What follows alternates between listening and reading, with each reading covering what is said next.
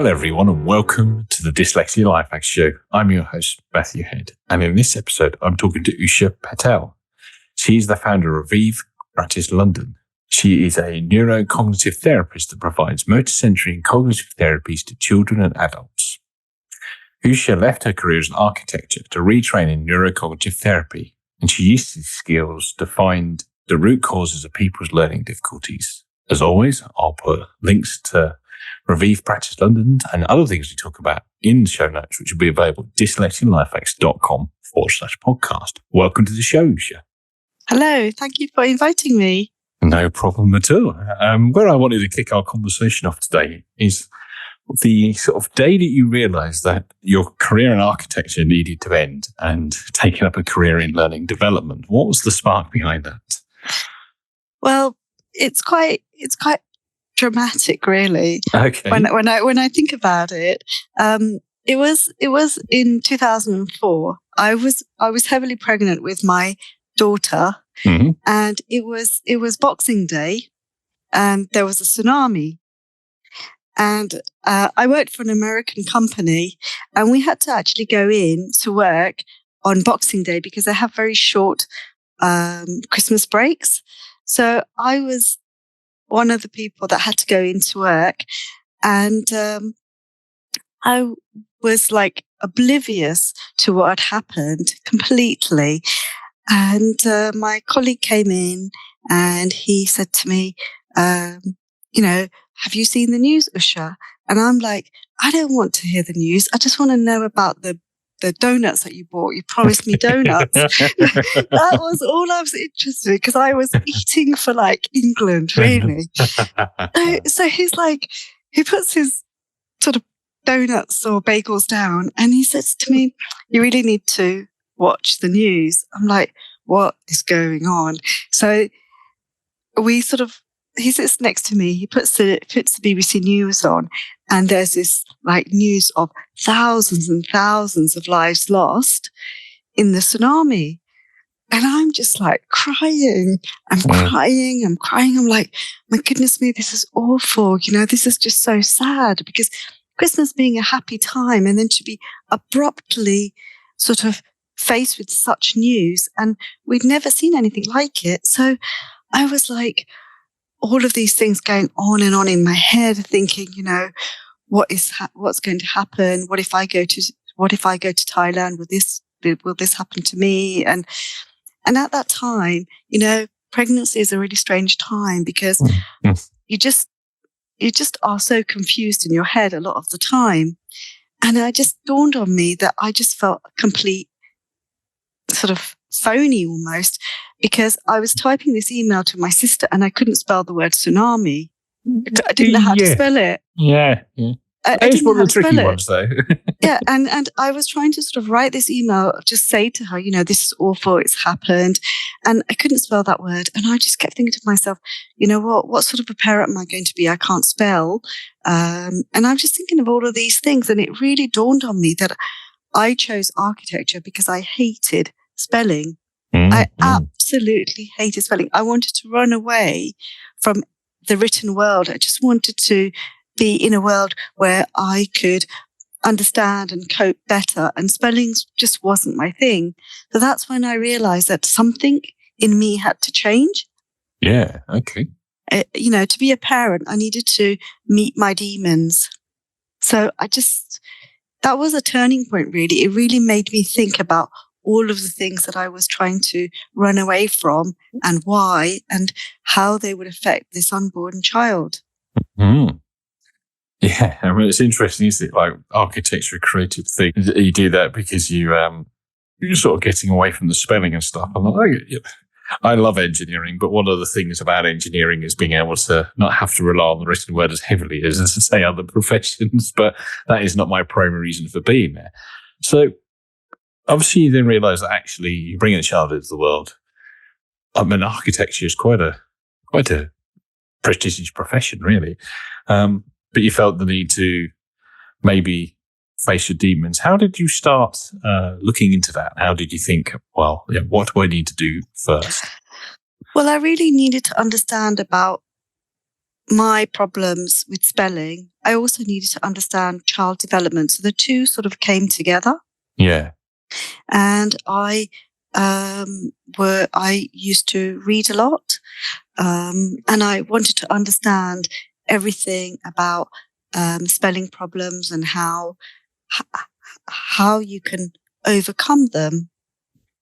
So in my journey, I found something called the Infinity Walk.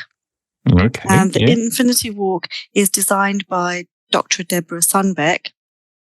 And it's a physical activity. And what I learned was reading isn't just a brain thing. It's an eye thing. It's an ear thing. It's a physical thing. Yeah. And that was just a big eye opener for me, really, because I just kept thinking, there's something wrong with my brain. Mm. And then I realized, no, actually, it could be something wrong with my eyes or how I listen and process things. So, yeah, I just was really blown away with that idea. And I think a lot of parents who discover their child has got, some sort of neurodivergence, think about the brain as the first and foremost thing. But in essence, there are lots of physiological issues that happen because issues that are at play, which stop them from accessing how to learn. Yeah. Yeah. So it's sort of more holistic thinking, but what exactly is an infinity walk for people who don't understand what that is? Infinity Walk is done indoors. We're coming down outdoors, but essentially what you're doing is you are walking in the figure of 8. Yes. Okay. And as you walk, align to the center of where the 8 crosses the two, the intersection of the 8. Parallel to that point is a person or a television or something that the walker has to look at. So whilst they are walking, they are looking at that person or at the TV the entire time, because and all they have to do is move their head from side to side so that they can focus on that stimulus, be it a television or a person or, whatever, or even looking out of a window. And doing that, what's happening is that at one half of the 8, you have your right side facing the stimulus. And then on the other side, you're doing the other side, the left side. And that helps with moving your eyes right across to the outer edges. As you look at the TV or the person, you have to move your eyes all the way across. And this is all a motor activity. It's a physical activity. But if you don't have the muscles in your eyes to actually move your eyes across, and you can only move them to the middle, then you're not going to feel comfortable in moving your eyes across the printed page. Oh, I see. That's the connection, right? Yes. And so what we're trying to do is we're trying to integrate a sense of bilateral hearing, because one time you're looking at it, you're facing your right ear, the next time you're facing your left ear. And so visually and auditorily and physically, you are having to move your body so that you can observe and take in what you're looking at. Now, if, for example, your right eye doesn't move as far when you're looking at the stimulus because you're on the left side, then you're going to have to compensate. And as you compensate, I'm learning about where the physical problems are occurring and how they interface with how that child processes information. Yeah. Oh, I see. So you're doing it as a diagnostics tool, and you obviously started with yourself to begin with. Absolutely. And, but, my journey was a sort of I was doing lots of different things. I was learning about, how people actually learn to spell. And for that, I did a lot of, research into phonics and how phonics are learnt and taught. And at my time at school, I wasn't taught phonics, and I wasn't actually diagnosed with dyslexia. Okay. I haven't been diagnosed with it. But what I do, and this is where it's very interesting, is that I scan, instead of left to right, I scan from right to left. That's my scanning preference. Oh, okay. So, yeah, of course, that makes reading tricky. Yeah, but I learned how to scan the correct way, but I just didn't realize until I did that course all of those years that when I was reading, I would have to reread because I was scanning incorrectly. Yeah. So, and this is what I learned, that a lot of children are writing letters in reverse because they are scanning incorrectly and they are writing what they scan. So if they're writing a letter D, that because they're scanning it the other way, they end up writing letter B. Oh, I see. Yes. Yeah. So it's quite a complex thing, and the more I delved into it, the more there was to learn about. But very, very interesting. And I realized it's not just about the brain; it's about the whole body and how the body works physically to take in that information with ease. Okay. So let's go back to, you said that you weren't diagnosed with dyslexia, but obviously you're aware that you might have some neurodiversity going on. Now, at what point in time did you think that, hang on, there's something different with the way I learn compared to everybody else? And when did you realize you were starting having problems, particularly you mentioning your spelling and English skills? Well, I got through school. I got 6 GCSEs. Oh, yeah. Or O levels, or whatever you call them. And then I did A levels. I got through them as well. Okay, yeah. But I think it really came to play when I started working, because I did my A levels and then I went to work, and I would have to type address labels. And one of the names I would have to type was Brian, but I would always type it Brain. Yes, that's a classic. Yeah, because I would get those the wrong way around. Yeah. And dear Brain. Yeah, dear Brain. So my employer said to me, you know what, there is something going on here now, because if you've done a level of academics and you've passed everything, you feel that actually, you're in the clear. You don't have, because that's evidence, right? Yeah, you've made the cut, so to speak. Yeah. Exactly. So it wasn't really a sort of thing that I thought about until that time. And then I realized, well, maybe that's why I hate spelling, because I don't understand how spellings work. And it was, I studied architecture as a mature student. Okay. So, I knew at that point I wanted to do something that didn't involve lots of spelling. Yes, but did you have another interest in architecture apart from, shall we say, the avoidance of spelling? Well, yes, of course I did. I mean, I worked in the architectural field when I left school. Okay, yeah. So that was, one of my first jobs. I worked in the architectural field, working with lighting designers, furniture designers, and I just absolutely loved it. Absolutely loved it. It was just where I wanted to be in that whole environment, which was, it was just a match made in heaven, really. And I really understood how spaces were made, how spaces were created implicitly. I could really relate to that.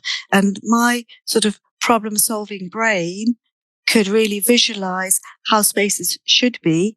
But then also I'm a people person as well. So my career in clinical planning, hospital design, I really had to understand the psychology of how spaces are created for that particular use, because I specialize in interior architecture. Okay.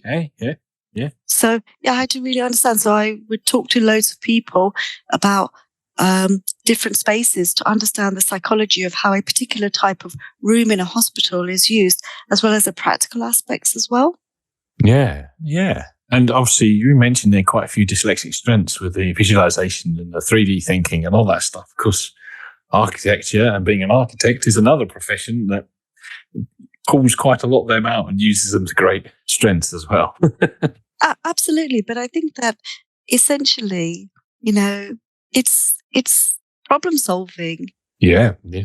It's problem solving. So I think that is the sort of common thread that is in my new career. Well, it's not so new, but I've been doing it for some time now. But yeah. So it's definitely problem solving is what, is the common theme there. Yes. So did you at the time, you were saying your boss said there might be some sort of neurodiversity going on. Did you at the time think, I'll go do something about this? Or did you take any testing up? Did it just sort of turn you on to the idea and you sort of did a bit of, shall we say, self-help? No, I just sort of dismissed it. I really just... Oh, okay. I just kept thinking to myself, yeah, whatever. No, because I knew I didn't like spelling. Yeah. I was capable of passing exams. I was capable of learning. Of course, yeah. So I just thought to myself, well, it's just a quirk. And really, I think that it's because, children of that time weren't taught synthetic phonics as they are now. Yes, it was different. And so I learned to read using whole word recognition. And this is what I drilled it down to. I learned to read with whole word recognition. Now, if you learn to read with whole word recognition and you are reading from right to left, when you're reading something like spot, you could read it as stop because the same letters feature in that spelling, and you could equally write it incorrectly as well. Yeah. Of course, yes. Yeah, You're not actually thinking about the individual letters within the configuration of that spelling. So when my boss said that to me, I just sort of like thought, you know what, whatever, because I did it. It wasn't a barrier. It was just a quirk. I just thought of it as a quirk. Yeah. So it's interesting. It's interesting how different people were sort of like stopping their tracks and, I don't know, go down that diagnostic route. But it didn't occur to me. I just thought I was just quirky and I'm going to have to live with it. I see. Well, and of course, then it took really until the events of the tsunami and being pregnant at the same time to kind of flip a switch about the quirk and be like, hang on, maybe I should do something here. Absolutely. It was just that moment where I was just like struggling to type words, and I just realized how inadequate I was. And it just sort of dawned on me that this is actually a problem, Yeah. So what did that look like then after that? You at some point, you start retraining neurocognitive therapy. Now, out of all the sort of options that were available to you, what sort of led you to neurocognitive therapy versus some of the other things? Because quite a lot of choice out there in terms of helping people with neurodiversity. Well, I thought the idea that this is a physical problem. Mm-hmm. Yeah. And there are physiological issues at play was a totally different way of looking at it. If your eyes don't move in the right way, it has nothing to do with whether you need glasses or not.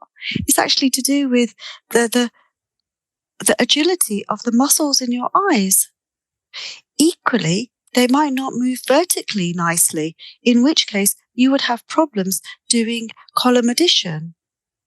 Yeah. Okay. Yeah. Yeah. Or maybe they don't move diagonally nicely. So therefore, when you're moving from your book to copy from the board and you've got to move your eyes up, you can't do it. You have to move your head up. It just made me realize that, it's not everything. It's not about the brain. It's about the body as well. The body is taking information and informing how the information that's being assimilated. And that then is part of how that person learns or how they don't learn. It's quite interesting. And I just found that really, really fascinating. And I just thought, this is I'm a very practical person. Yeah. And I liked that practical approach because it was very direct. You could see if a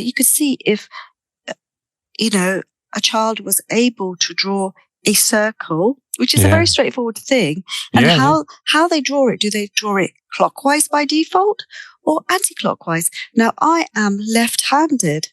Okay. So for me, I would draw it anti-clockwise. Now, if you are learning to write, you really need to learn to write and draw circles clockwise because that's how cursive letters are formed, clockwise. Yes. Yeah, of course, yeah.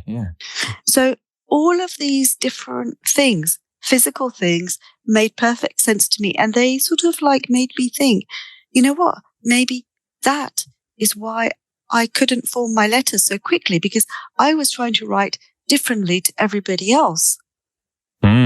Of course, yeah. If you're building the neural connections to draw a circle anti-clockwise, which makes sense if you're left-handed, so it's not smudging the circle as you spin it, then you've got to go the opposite way when you start writing. And you have to go that way when you start writing because that's how cursive letters work. There's no kind of, should we say, left-handed version of cursive writing, is there?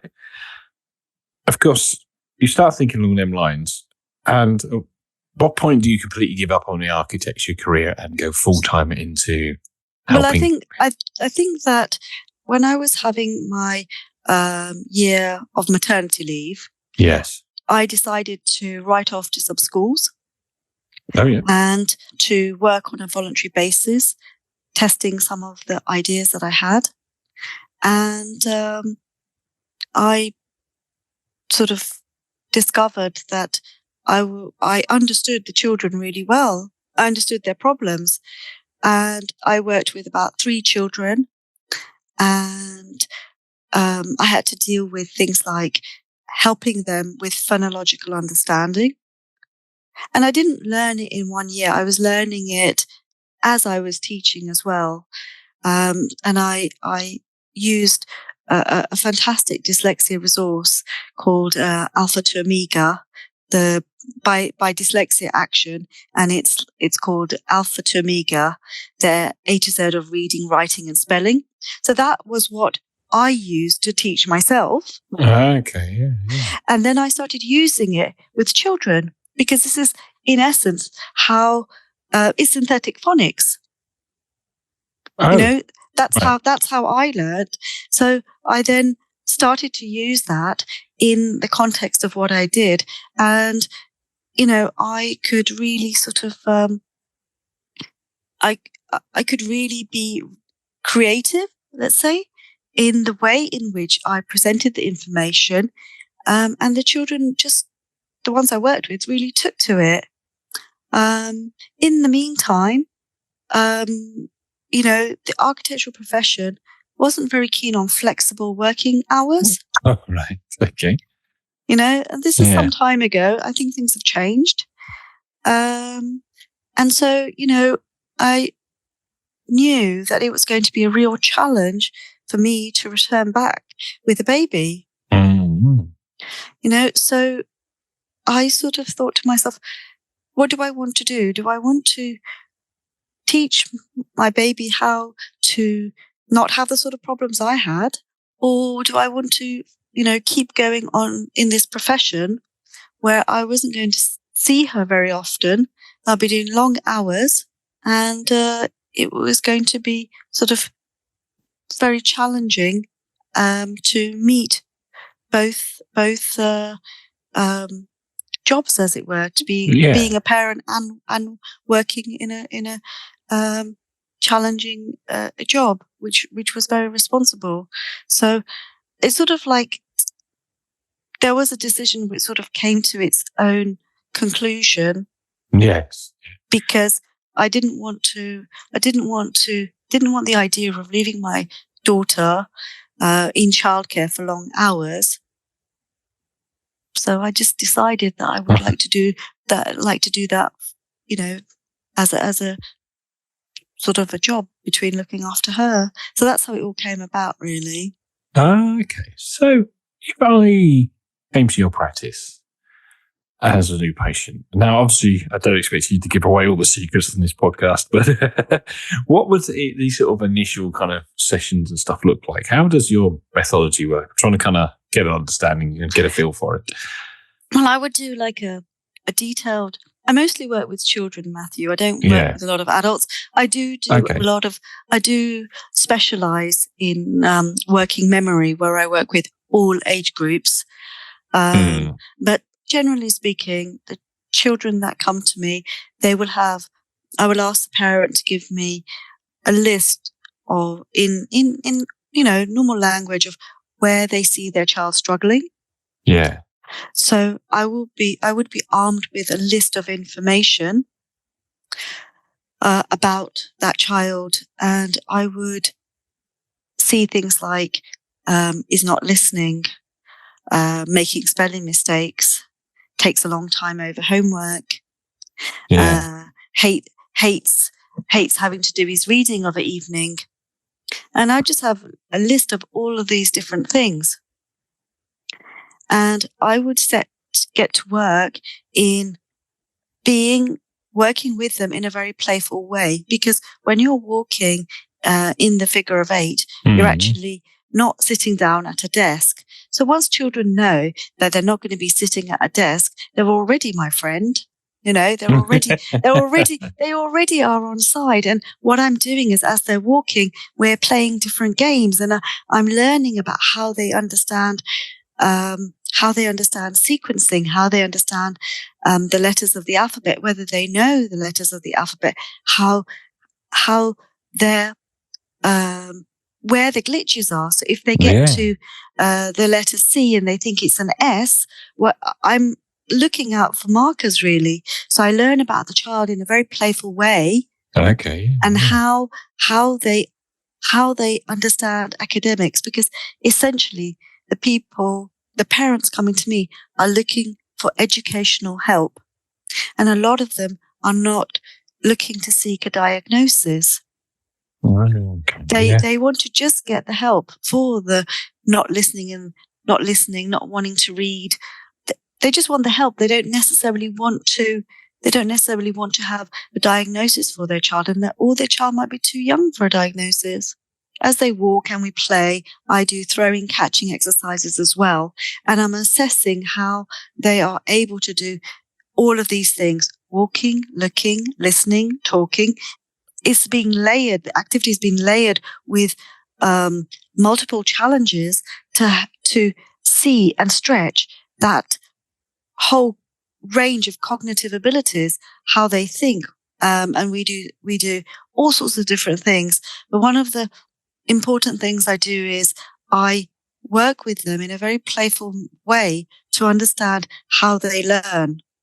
That's what I want to do. So whilst I'm armed with this list of problems the parent sees, I am also feeding into that list and seeing that they actually have auditory processing problems as well, because they might have not been able to read a word correctly or mispronounce a word because they perceived a letter to be different as they heard it. Yeah. So I'm looking for all of the things which make up that individual and how they learn. And at the same time, as a separate exercise, I'm teaching them how to sequence, because sequencing plays a big part in reading and maths. And if they can't sequence, then they're going to have a real tough time when they are able to decode to actually work sequentially through the phonics part of blending the letters together to create words. So I'm looking at, how they sequence, and we do that by doing things like origami, talking about their day. So I'm learning about the child through play, essentially, and the child will always feel good because I stop when it gets really difficult, and I just change tack, and they always feel they can do it. Okay, yeah.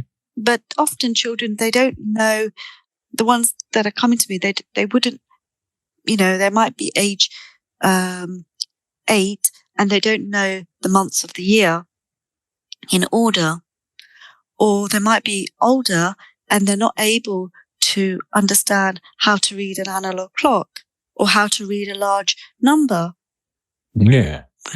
And it boils down to a lot of things. Are they looking at the information right to left? Are they able to sequence that information into the chunks that it's supposed to in the right direction?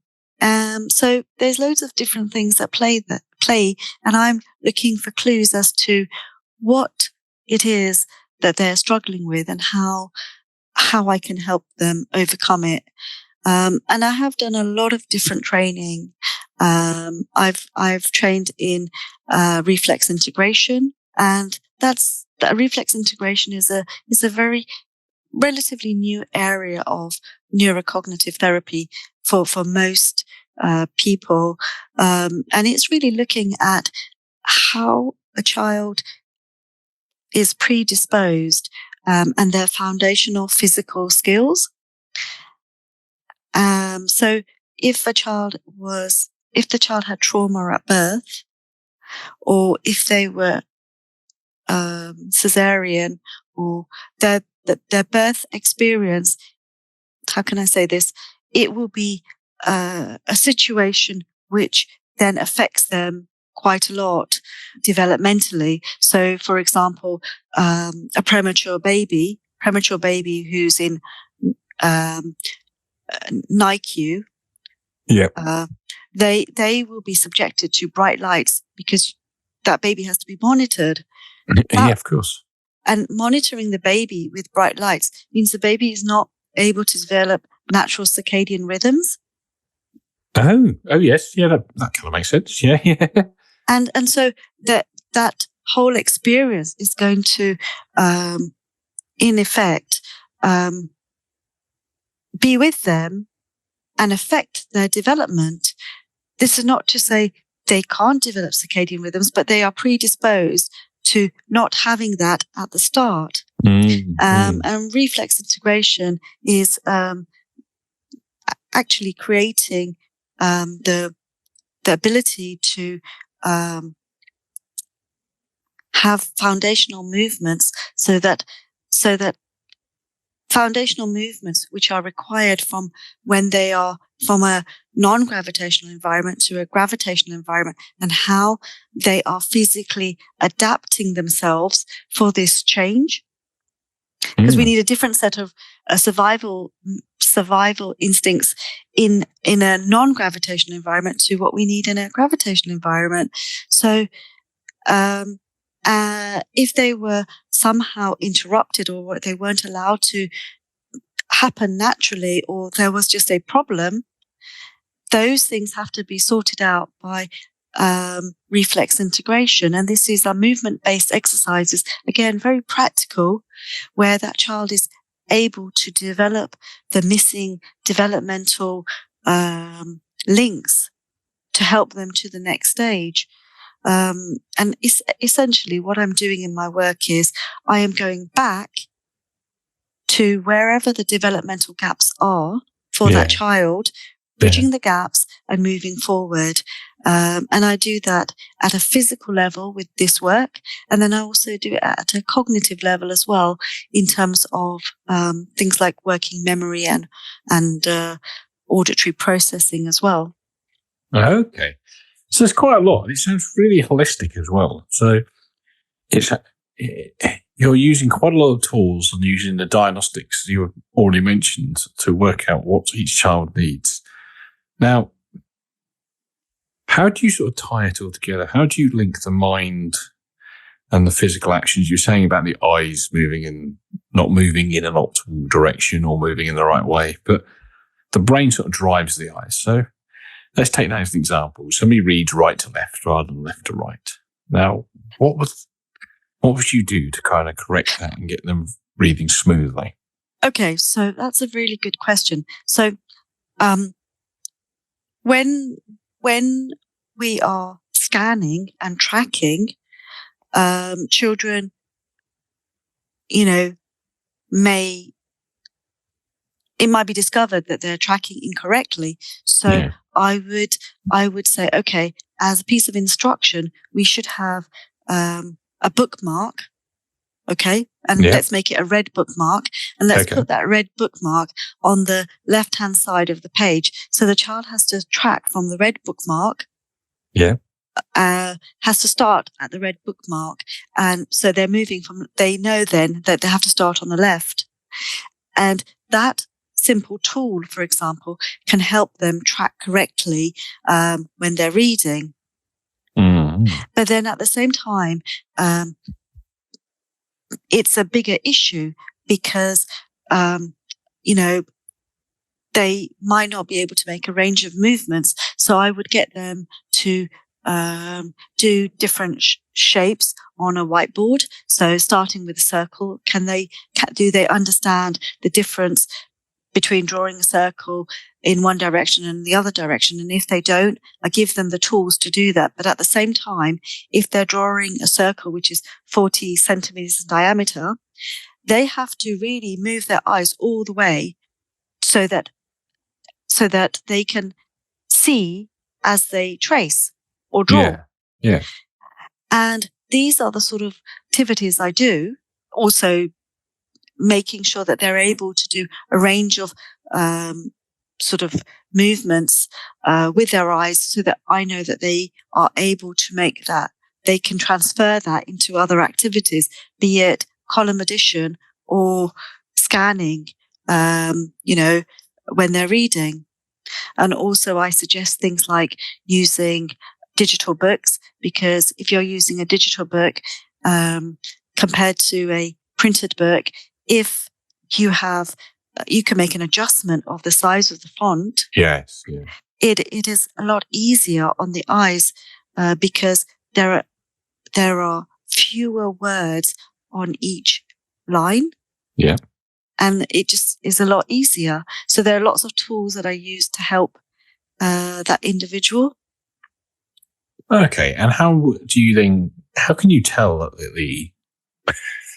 you're using the right tool out of the toolbox, and B, that it's having the effect you expect? How you because maybe the eyes start to read from left to right, but actually there's more going on. So you've got to I guess working out the nuances here. Have we sorted the eyes out, but actually there's something else built on top of it? It's kind of this co-occurrence going on. Absolutely. Everything is happening all at once, because let's just say one of the problems is the child is not able to copy. Yes. Okay. Not able to copy well. So the issue is not just one thing. It's how they are seated, whether their core is strong or upright. And if it's not, would it help if there was a box under their feet where they can push down on the box with their feet and push themselves up so that their head would be in the right place, so that they can actually then be able to, they wouldn't be drooping down. So there are a number of different things that I employ to help them be physically and from a sort of to be at their optimum. And essentially, it's a case of seeing how they behave in that activity, understanding how that behavior is affecting that activity, and then making corrections, adaptations, and also bridging the developmental gaps as well. Okay, so there's really, really a lot to it. And how do you feel it differs from other methods?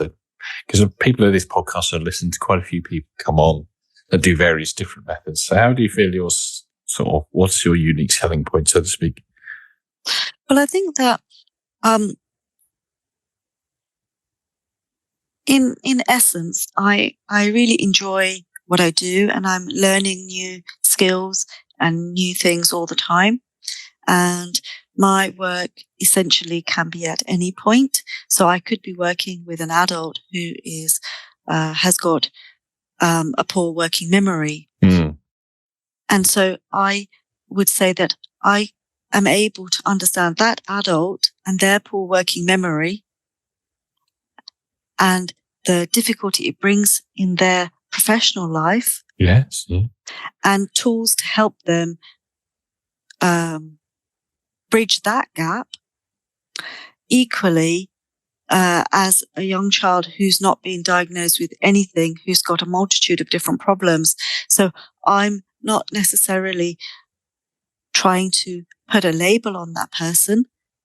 I'm trying to understand what the nature of the problem is and dealing with that problem rather than putting a label on that individual and saying, look, I think all of these different things mean that you have got this problem and this neurodivergent condition.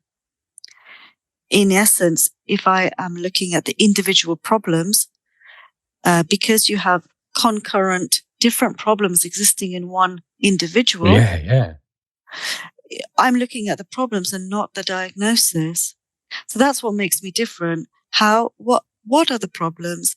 How do they hinder?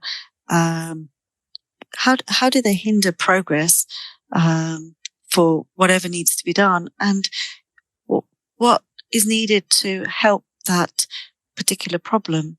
Okay. Interesting. So every guest that comes on the podcast gets 3 rapid fire questions from me to round the show out. Now, they don't need quick answers from you, but they are quick questions from me. So let's dive into question number 1. What prejudice have you had about dyslexia that's been proven wrong? I think that I don't really look at dyslexia in that way, but I look at it as a number of different problems. But I mean, to answer your question, I think that children learn differently, individuals learn differently, and it's giving them access to the joy of learning rather than focusing on that diagnosis. Yeah. It's giving them access to the joy of learning however they learn, and giving them that freedom, and enjoying the process rather than focusing on their diagnosis. And it might be that a child can't read but loves a story. They love stories. So maybe that individual would like to learn by listening to stories. Mm-hmm. So I want to separate the learning from the process of learning. Yeah. Okay. Yeah. You know, and giving a child something like a book that they can write in, and not having someone judge what they write. It's their stories they can write. So allowing them to have the joy of that activity without that constant judgment of whether their spellings are wrong or whether their handwriting is bad, or just giving them that freedom to encourage them to enjoy the love of learning, really. Yeah. Yeah. Because I think a lot of children who get diagnosed with dyslexia, all of a sudden they put labels to themselves. Yeah. And it stops them from actually enjoying the stuff they could enjoy. Yeah. Yeah, I think so. I think I'm guilty of that one, definitely.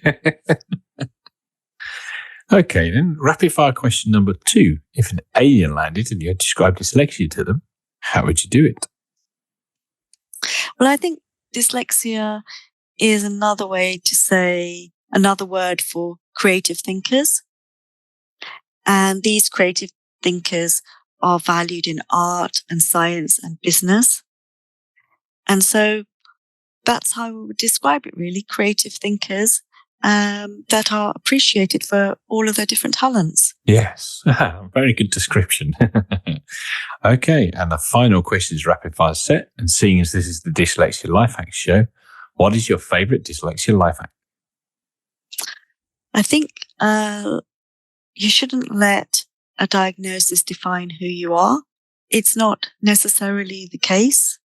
And working to your strengths and having compassion, just seeing what your strengths are really and working to them can really free up a lot of self-judgment and allow you to prosper.